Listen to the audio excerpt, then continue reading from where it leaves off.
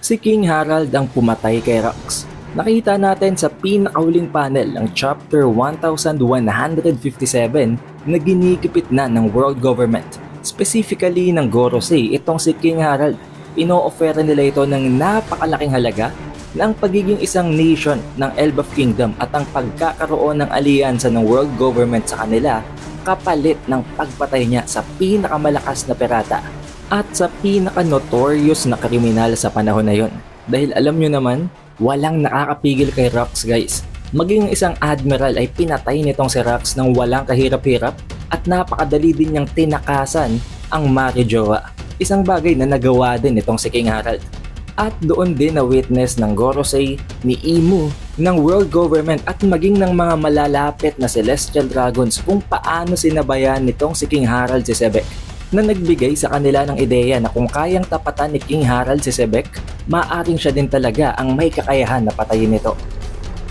For some reason ay hindi dito maitapat ng world government ang Gorosei at maging itong si Imu sa pagpatay nila dito kay Rox dahil maaring napaka-risky at maaring may isang bagay na nag-hold back sa kanila. Unlike nang nangyari sa Egghead Island na kung saan isinamon nga ang lahat ng 5 Gorosei para tapatan ang Sun God na si Nika. Nang dahil na rin sa maging ang iilang top brass, ang iilang matataas ang rank ng mga admirals ay hindi matapatan itong si Rox. Nakapatay nga siya ng isa sa kanila ng walang kahirap-hirap. Hindi nila ito nahuli, hindi nila napigilan itong si Sebek. Kaya naman naisip nila na bakit hindi sila gumamit ng isang individual din na kasing lakas na kayang tapatan si Rox Sebek. At yun ay walang iba kung hindi si King Harald. Hindi nyo din maikakaila guys na napakalakas talaga ni Harald. Maging itong si Garp ay kinoconsider at ina-acknowledge ang kanyang strength na kung iisipin itong si Garp at itong si Sengoku na nasa kanilang prime way back then ay hindi basta-basta na lamang pumupuri ng kahit na sino. Pero pareho silang nag-agree sa isang bagay, malakas talaga si King Harald. Kaya naman sinamantala dito ng world government ang natatanging weakness ng hari ng Elbaf Kingdom at yun ay ang kanyang pangarap. Ang kanyang kagustuhan na ma-recognize, ma-acknowledge ang Elbaf Kingdom bilang isang nation at maipasok sa loob ng alyansa ng world government. Ito ang ginagamit ng Gorosei ngayon. Specifically nitong si Gorosei Mars nang kontakin niya ang Elbaf Kingdom itong si King Harald para magbigay ng isang offer. Isang deal na kailangan niyang patayin si Rox Sebek kapalit ng acknowledgement na maging isang nation talaga ang Elbaf, na magtitake ng isang napakatindi at napakahirap na desisyon. Kakailanganin dito ni King Harald ng napakatinding willpower para pumili ng kung anong kanyang dapat gawin. Ang pangarap ba niya o ang kanyang kaibigan?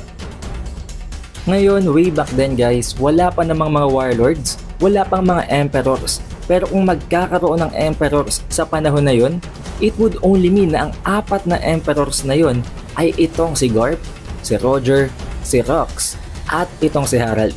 And this might be a controversial topic pero masasabi ko na kung hindi equal nitong si Harald, si Garp at si Roger, mas malakas pa siya sa dalawang yon. Dahil alam nyo naman na pinagtulungan ni Garp at ni Roger si Rox na nangangahulugan na kung 1v1, mas malakas talaga si Rox sa kahit na sino sa kanilang dalawa. At nagawa naman nitong si Harald na tapatan si Rox sa isang 1v1. Kaya kung isa-scale natin, equal o di naman kaya mas malakas pa talaga itong si Harald kumpara kay Roger at dito kay Garp. Ulitin ko, it is not confirmed and it is just an opinion. Marirealize nyo din talaga na napakalakas nitong si King Harald dahil hindi siya sinusukuan nitong si Sebek. Napakaraming beses niya nang sinubukan na i-recruit si Harald pero hindi ito pumapayag, pero hindi din sumusuko itong si Sebek dahil alam niya kung anong potential nito at kung gaano ito kalakas na magiging isang napakalaking factor, magiging napakalaking ambag ang strength nitong si Harald para matalo si Imu. To the point na itong si King Harald nga ang binabalak niya na pakainin ng isa sa pinakamalakas na devil fruit na tina-target nilang hanapin. Nakita nyo din na ginawa pa nga niyang tadyakan at ipahiya itong si Kaido dahil lamang sa pambabastos nito kay Harald. Na kung tutuusin guys, kung itatapat natin ang version na yun ni Kaido na wala pang devil fruit, wala pa sa kanyang prime dito kay King Harald, for sure mapapatay siya ni Harald. Kaya ang sinabi nitong si Rox kay Kaido na kung uulitin niya yun, papatayin siya ni Rox ay para bang isang warning na lang din dahil kung gagawin niya ni Kaido, si Harald naman ang papatay sa kanya. Pero ano nga ba ang nagpapalakas dito kay King Harald? Hindi lamang ang kanyang size bilang isang higante, at hindi nga lang siya isang normal na higante guys. Meron siyang pure na ancient giant warrior blood na dumadaloy sa royal family ng Elbaf Kingdom tulad ni Loki, na nagbibigay sa kanila ng mas malaking size, mas malakas na strength kumpara sa ibang mga normal na higante. At hindi lamang yon, napakatalino niya, napakalakas din sigurado ng kanyang battle IQ at marunong din siyang gumamit ng haki. Although it is not stated, nakita nyo naman sa clash nila ni Rox na nagkaroon ng napakatinting clash din ng kanilang haki, na para bang isang indirect and unofficial na confirmation na marunong gumamit ng haki itong si Harald. At para sa isang crew na may napakatindi at nakakakilabot na records, na sa loob lamang ng 2 taon, meron silang 16 na confirmed, documented na mga raids, nakapagpalubog sila ng 76 na mga barko, at nakapagsira sila ng 14 na mga ports. At ayon dito guys, hindi lang yung nasira, tinunaw nila yon, dinurog nila yon at pinulbos nila yon papunta sa abo. At hindi lang yan, sumira din sila ng isang buong nation, isang buong bansa. Nasa sobrang tindi ng ginawa nilang mga krimen, ang iilan sa mga krimen na ginawa ng Rox crew ay binura na lamang sa history. Sa sobrang lakas at sa sobrang tindi ng mga pinaggagawa nila, ay natatabunan na nila maging ang future na King of Pirates at maging ang napakalakas na miyembro ng Marine na si Garp. Ang pinakamalakas na crew sa panahon na yon na pinamumunuan ng pinakamalakas din na pirata, na dahilan kung bakit kinailangan din nilang pinakamalakas na individual para patayin nito. At yun ay walang iba kung hindi si King Harald. Pero ang tanong, sinunod ba yun ni King Harald? Gagawin niya ba yun para sa kanyang pangarap, o tatanggihin ba niya ang offer ng world government, specifically ng Gorosei, para sa kanyang kaibigan? Dahil kung tutuusin, kinikilala at nare-recognize din naman itong si King Harald si Rox bilang isang napakatinding kriminal, to the point na ayaw nga niya itong papasukin sa Elbaf, kaya sa borderline lamang sila ng country ng Elbaf nag-uusap. Pero it is not surprising din kung tatanggapin niyo ni Harald dahil napakalaki ng kapalit nito. Ito ang babago ng kultura at ng buong history ng Elbaf Kingdom.